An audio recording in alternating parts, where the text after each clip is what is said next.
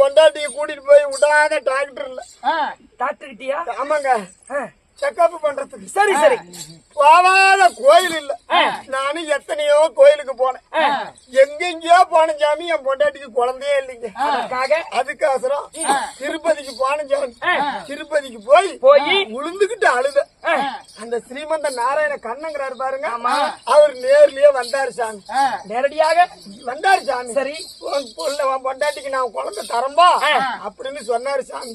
சாமி நான் கூட சொல்லிவிட்ட உடனே நான் எங்க நேரா ரயில் ஏறிக்கிட்டு சேலம் ஜங்ஷனுக்கு வந்தங்க. சரி, சேலம் ஜங்ஷனுக்கு வந்த உடனே கடவுளு அங்க வந்த உடனே எனக்கு வந்துச்சுங்க பிளைட்டுக்கு டிக்கெட்டு. சரி, நான் எடுத்துக்கிட்டு நேரா வெளிநாட்டுக்கு வேலைக்கு போயிடுறேன். வெளிநாட்டுக்கு போயிட்டேன். பரவாயில்ல சாமி. சாமி ஓய் எங்க நான் திரும்பி வந்து பார்க்கும்போது ஒரு 5 வயசுல ஒரு பையன் அப்பா அப்பான்னு ஓடியாந்து கட்டி பிடிக்கிறான்.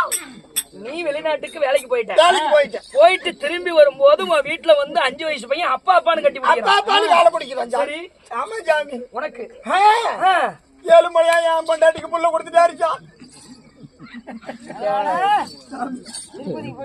ஆமா ஐயா, 7 மலையா புள்ள கொடுக்கறாருன்னா அப்படி இல்லப்பா.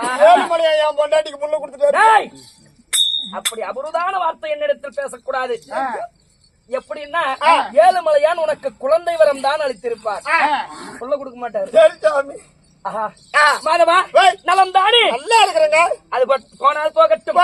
நாடகம் முடிஞ்சு போய் சேர்ந்துட்டு வீட்டுக்கு போங்க. எவ்வளவு நேரம் இவ்வளவு விடிய விடிய குளிர்ல உட்காந்துருப்பாங்க. மாற்றுமை தாங்கிய பெரியோர்களும் பெரும் மதிப்பிற்கும் மரியாதைக்குரிய தாய்மார்களும் இன்னும் நாடக கலா ரசிக பெருமக்களும் சிறியோர் முதல் பெரியோர் வரை யாவற்றார் பேர்களும் இந்த தெய்வீக சபையில் அமர்ந்துள்ளார். அனைவற்றார் பேர்களுக்கும் கலைக்குழுவின் சார்பாக இந்த சிறியவனின் கோடான கோடி வணக்கங்கள்.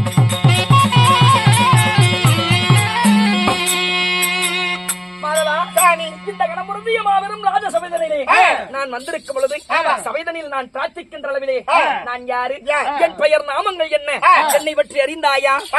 சாமி சாமி, நீங்க யாரு, உங்க பேர் என்ன, உங்க ஊர் என்ன, நாடு என்ன, நகரம் என்ன சொன்னா தானே சாமி தெரியும். நான் யார் என்று விளக்குவன். அச்சம் சொல்லப்பா. அச்சம், மடம் ஞானம், பயம், பயிர்ப்பு. ஆமா, பையன் விட்ட பைப்பு. பையன் விட்ட பைப்பா? இல்லப்பா ஐம்புலன்களை நெஞ்சத்தில் அடக்கி அருகாமையிலே கை கட்டி ஆண்டவனே என்று அருகில் நிற்க வேண்டும். என்னிடத்தில் எக்கச்சக்கம் எருக்குமாறு பேசக்கூடாது. மாதவா, அப்படி நான் யார் என்று விரைக்கும் நாட்டுக்கிறாடி பேரும் பெருமையில் சிறந்த பின்னாட்டின் பெயர் என்ன? பாலம்பட்டி. பாலம்பட்டியை சேர்ந்த இன்னும் யாவற்றார் பேர்களும் என்ன முனியப்பன், ஊரடி முனியப்பன், ஊரடி முனியப்பனுடைய திருவிழாவினை பெருவிழாவாக கொண்டாடி மழையின் காரணமா இந்த நாடகம் நம்ம இப்ப ஆடுறோம். அப்படி அரங்கேற்ற செய்த அத்தனை நல்ல வெள்ளங்களும் இன்னும் வெளியூரிலிருந்து கூத்து பார்க்க வந்திருக்கும் பெரியோர்களுக்கும் சிறியோர்களுக்கும் யாவற்றார் பேர்களும் நோயற்ற வாழ்வு குறைவற்ற செல்வம் பெற்று இன்புற்று சுகமாக வாழ எல்லாம் வல்ல ஆண்டவனை பிரார்த்திக்கின்றேன். மாதவா, ஒரு முக்கியமான விஷயம். இன்னைக்கு என்ன தினம்? இன்னைக்குங்களா ஏகாதேசிங்க. இன்னைக்கு லவர் டே நினைச்சங்க. என்னதுப்பா? காதலர் தினம்.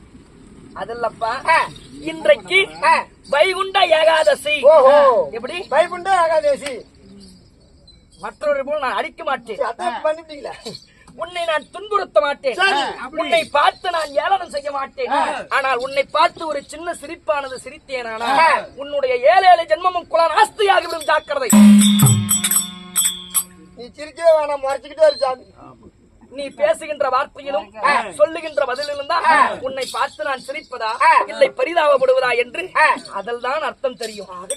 மாதவா, இந்த வைகுண்ட ஏகாதசி என்றால் விதி முடிந்து ஒருவர் இந்த ஏகாதசி என்று உயிர் இழந்தா அவருக்கு சொர்க்க பதவி உண்டா கிடையாது அப்படின்னு கேட்டா, விதி முடிந்து இந்த ஏகாதசியில உயிர் விட்டா உறுதியா அந்த ஆண்டவன் பாதம் கிடைக்கும். ஆனா இதுக்கோசரம் ஏகாதசியில 1008 ஐயோக்கியத்தனம் பண்ணிட்டு ஏகாதசியில செத்து போயிட்டா போய் சொர்க்கத்துக்கு போயிடலாம் அப்படின்னு நினைக்கிறதா மகா கோடி பாவம். சரிங்க. அப்படி இருந்தாலும் இந்த வைகுண்ட ஏகாதசி திருநாள் மிகப்பெரிய ஒரு திருநாள். எம்பெருமான் மாயவனுக்கு இல்லாத இடமே கிடையாது. எல்லா இடத்துலயும் கோயில் இருக்குது. அப்பேற்பட்ட மாயப்பெருமானுடைய வைகுண்ட ஏகாதசி திருநாள். இந்த வைகுண்ட ஏகாதசி திருநாளில் யாவற்றார் பேர்களும் இன்புற்று சுகமாக வாழ இல்லாமல்ல எம்பெருமான் ஸ்ரீமந்த நாராயணனை வேண்டிக் கொள்கிறேன்.